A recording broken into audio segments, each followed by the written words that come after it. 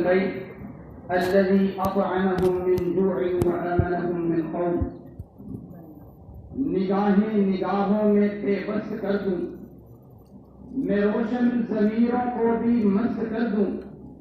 تنابے کو کھینچوں زمین سے آسماں پر، یہی فاصلہ ایک بارش کر دوں. باہمی نفرت و ایمان تھا جن کے اندر، سبق ان کو ان سے الفت کا پڑھایا کس نے؟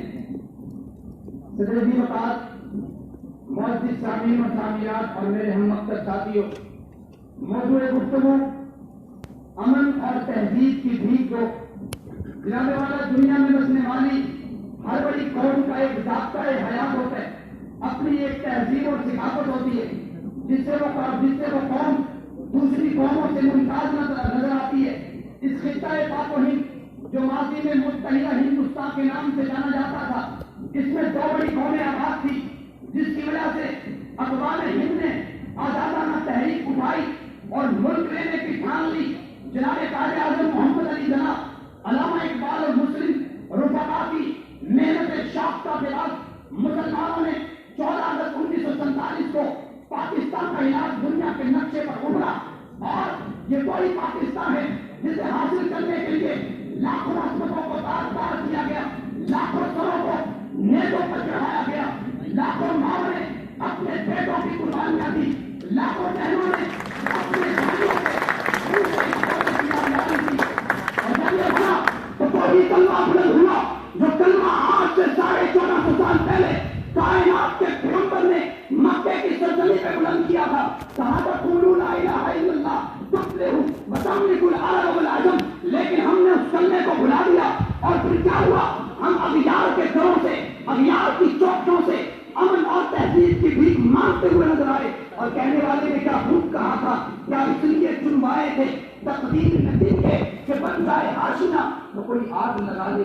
جناب والا، لا الہ الا اللہ کی بنیاد پر حاصل کیا جانے والا دنیا کا یہ واحد ملک جس میں اسلامی قانون کی بات کرنا بنیاد پرستی، اسلامی قانون کی پامالی کرنا شدت پسندی کا لقب پاتی ہے. افسوس کہ لارڈ نکالے کے سیکولر نظام تعلیم میں اس دین کی، اس ملک کی، اس امن کی، اس کی تہذیب کی بنیادوں کو کھوکھلا کر دیا ہے.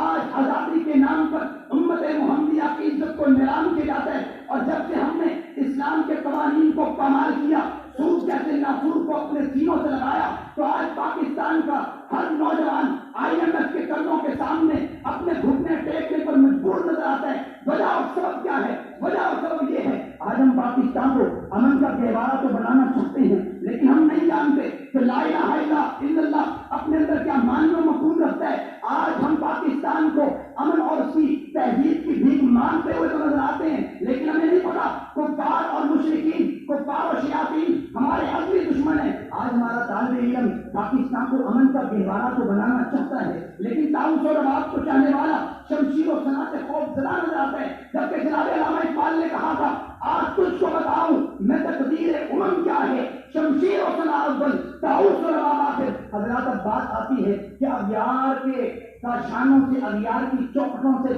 تہذیب اور امن کی بھیک مانگنے سے کیا کوئی قوم کبھی عروج کو پہنچی ہے؟ تو جواب نفی میں ہے. تو پھر پاکستان کو اگر ہم امن کا گہوارہ بنانا چاہتے ہیں تو اس کی بنیادوں کو مضبوط کرنا ہوگا، اسے لا الہ الا اللہ کا پاکستان بنانا ہوگا، افرنگی تہذیب کو چھوڑ کے اسلام کی تہذیب کو فروغ دینا ہوگا اور اپنے آپ کو اسلام کے سانچے میں ڈھالنا ہوگا. اگر ایسا نہ کیا تو ایک شاعر وقت شاہ اس بات کا اعلان کر دیا تھا، اپنے مرکز سے اگر دور نکل جاؤ گے خاک ہو جاؤ گے، افسانوں میں ڈھل جاؤ گے. دے رہے ہیں جو لوگ تمہیں رفاقت کا پڑھے، ان کی تہذیب پڑھو گے تو دہل جاؤ گے. اپنی مٹی پہ تو چلنے کا طریقہ سیکھو، سنگ مرمر پہ چلو گے تو پھسل جاؤ گے.